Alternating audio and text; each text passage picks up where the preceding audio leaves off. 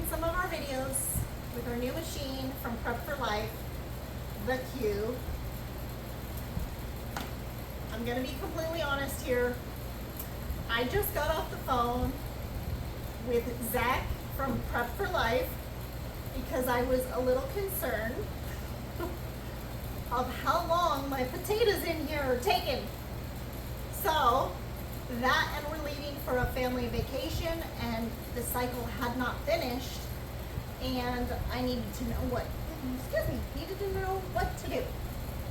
So this took 71 hours and 38 minutes.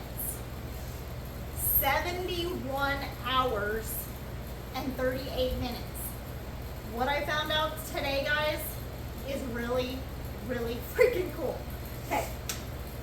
On your machine, if you didn't know this already, run to your machine and look at it because I am literally fascinated. I think it's pretty cool. On the side of your machine here, when your freeze dryer is running, okay, it has to be in process, right? It has to be processing something. There is 6 squares on the right side, okay? When your freeze dryer is in the process, if it's on square 2, then it's still removing moisture from the contents of what you have inside it. Or there could be so much ice buildup in the machine that it's freeze drying ice, and then it just restarts this process, and it will never completely finish. Okay, so that's square number 2. Square number, what did I say, 5? Square number 5, so almost to the bottom, the last one from the bottom. Number 4, I'm sorry. Yeah. If it's in square number 4, so second to the bottom, it's doing a test. It is testing to see how much moisture is left in your product. That test takes 90 minutes. If the test fails, then that means there's still quite a bit of moisture that needs to be taken out, and then it goes back up to square number 2. Okay? If it runs that 90-minute process in square number 4 and it passes, then it moves to square number 5. Once it gets to square number 5, now number 5 again is 1 from the bottom. Okay? Square number 5 means it is in the final stage of freeze drying. Now, that stage is going to take exactly 4 hours. So once it hits that 5th square, it's in the final stages, and it will take 4 hours from that time when it jumped into that square. It will take 4 hours to finish. To me, being liking to research and knowing what the heck's going on with it, I thought that was so fascinating. So if you're nerdy like me and you want to know where the heck it is in the process, if you see that it's in stage 5 of 5, number 5 of 6, if it's in that 5th square, then that means it's a 4-hour process. If you caught it right when it went in there. Anyway, so after it being in there for 71 hours and 38 minutes, we're about to go on a family vacation and I need to check. So Zach said, check it. So I'm fixing to check it, see if it is still cold. If there's any cold spots still on there, then it's not done. And I'm just gonna have to stick it in the freezer, y'all, until I get back from vacation, and then I will return it to the freeze dryer at a very minimum. The freeze dryer will then run for 10 hours. 10 hours is the minimum that it will run to complete the process. So let's say it has just a little bit more time. I put it in the freezer. I come back in 4 or 5 days, stick it in the freeze dryer. It runs for 10 hours. It's done. Okay. Hope y'all are following along. If you have any questions, please leave them in the comments below, and I will be happy to either direct your comments to someone that can help, or if I know, I will be happy to help y'all out. So I've already opened up the drain valve to release the pressure. See some water dripping down. And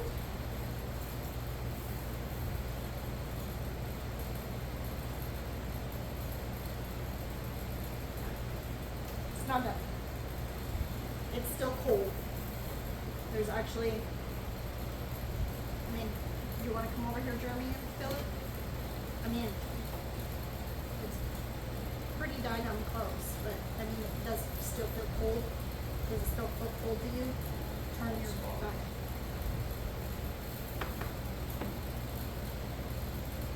I don't know. These would be the ones I'd be major concerned about. And any ice build up or anything? yeah, it actually might be done. Because, yeah, but see how, I don't know, take your hands and just try to break the biggest piece you see. Is it not sticky? Because it shouldn't be any kind of sticky moisture. Yeah, it's a little cold. Okay, so it's not done.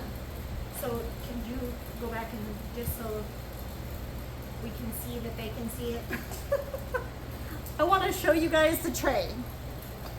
So these right here, well, these are blanched potatoes. You can see they're smaller, like hash brown sizes. And then I had some bigger sizes. Again, these are not done, guys. So they will go in the freezer until I can put them back because it does have some cold spots. So there's one of the trays. I want you guys to see each tray that I have so you can get an idea of how much was set on there.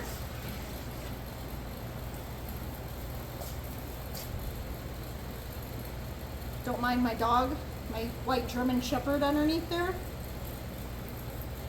But yeah. Obviously, some of these are really big pieces. Now,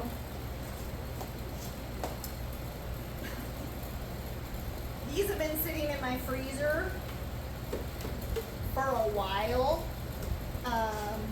Maybe a couple weeks before I got my freeze dryer. I wasn't entirely sure how big pieces should be. So they have already been pre-frozen. They were sitting in my freezer. I actually still have a bunch more potatoes. So I tried to do those. This is Parmesan garlic mashed potatoes. You can find the recipe for this. You can find it on Prep4Life's Facebook page. That's where I found this. Again, I did this before I had my freeze dryer, so they're in like just cubed. And I even had to break some on my counter to get them these size so I could put them on the tray. I made these before I even had the freeze dryer because we had over 100 pounds of potatoes from, we actually planted it in our orchard, and I needed to process potatoes, y'all, so again, yeah.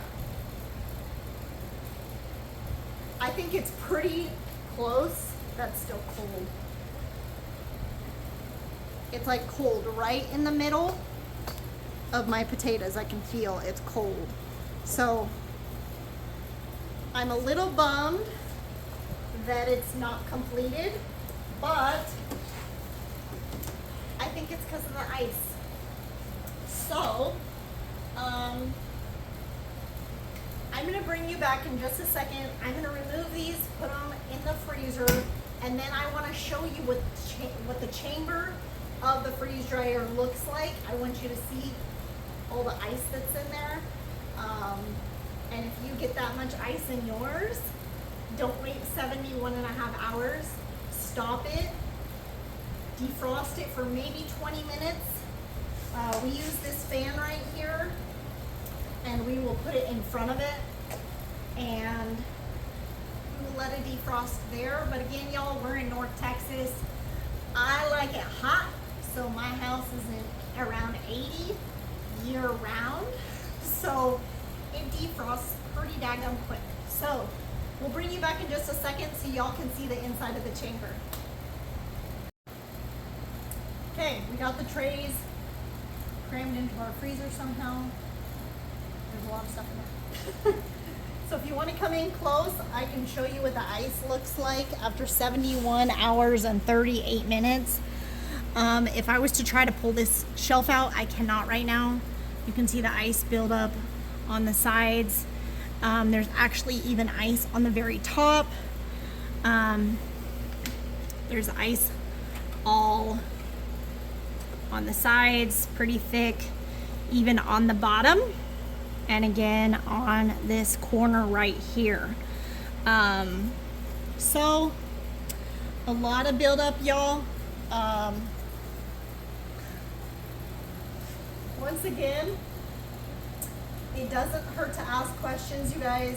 If you're like, what the heck's going on, like me, or you're about to go on vacation, what do I do with it? Now you know, after watching this video, if you have to stop the process, then take your stuff out, cancel the process, take your stuff out. If it is not finished, put it in your freezer and just return it. My question was, after I asked that, was, is it gonna have to run for another 71 hours? Am I gonna lose all that process I just did? The answer, drum roll, no. It will just continue where it was, guys. You're not gonna lose, I guess, the process of where you were at. It shouldn't add a ridiculous more amount of time that you have to run it again. If y'all like mashed potatoes as much as we do, this is gonna be completely worth it. But learn from my mistake, you guys. Do not wait 71.5 hours. If you have a lot of ice buildup like you've seen, cancel the process. That's what I did on the salsa video. If you guys go back and look at that, I may have said it took 39 hours.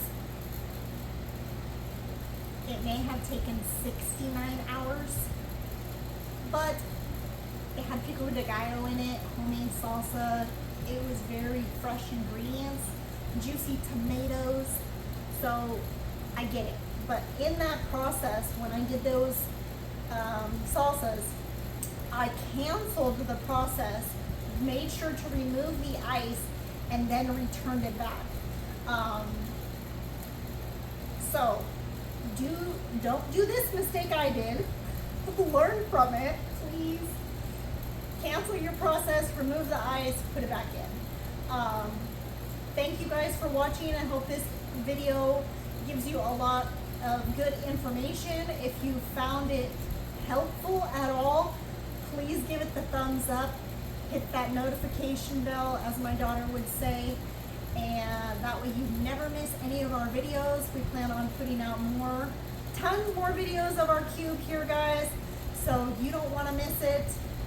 And we will see you in our next video. We're about to go have a family vacation, so peace, y'all. Welcome back. So we've been gone for a few days on vacation, came back. I didn't bore you with putting it in the freezer. So we put it back into the freezer, the freeze dryer from the freezer. It ran,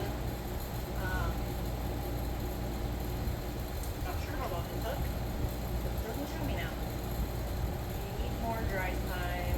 Is your drain valve closed? No.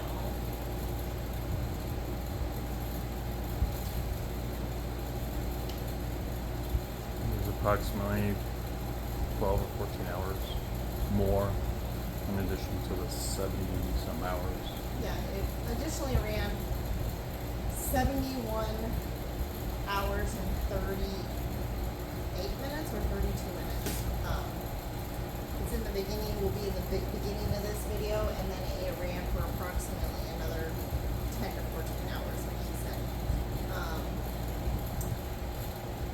Apparently you can't look at the time after you check food.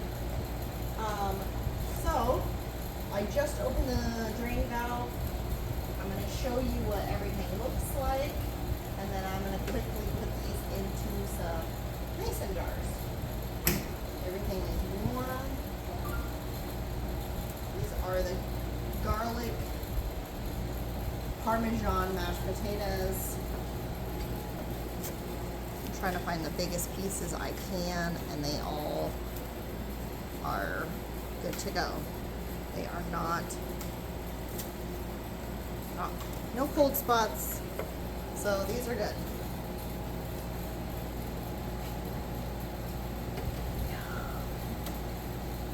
Here is the next tray. This is the same thing. Garlic parmesan mashed potatoes. Trying to find the biggest pieces, and they seem good. No cold spots, so that is done.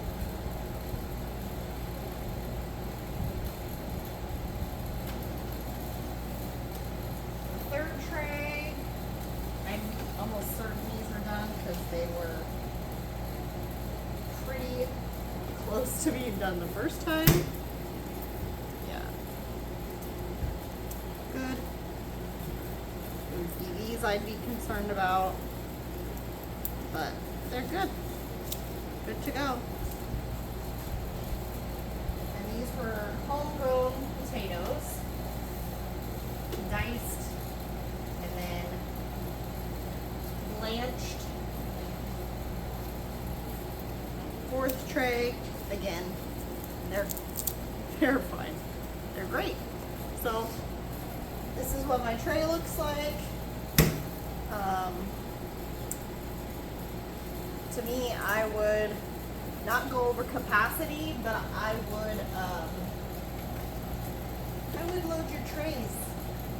That's just my take. Harvest Right is a little different, possibly. I've heard they kind of load their trays as well, so I thought I'm going to try with this one without going over capacity with the cube, and I'm going to try to do the same thing with the cube. I'm going to take it to capacity. I'm not going to go over the weight limit per a tray, but I think if it has to run an extra 10 hours to do more, I feel like that's worth it. We do have a device on this to check the wattage that's used for the cube, just so we have an idea of how much is being used. It's fascinating. If we ever decide to sell this product, we can use it for that. Otherwise, we're just curious and want to know what's going to happen to our electricity, if anything, which it will do something. So anyway, I'm going to go put these into mason jars. It's pretty straight cut. I won't bore you with that. So anyways, 71, let's say 71 and a half hours, an additional 10 to 14 hours. So if you guys have any questions below, or any questions, leave your comment below. Don't forget to give us a thumbs up, hit that subscribe button, and as my daughter would say, hit the notification bell. That way you get all of our future videos. We appreciate you very much. We love you, Fixin' family. Have a blessed day whenever you're watching this. Bye.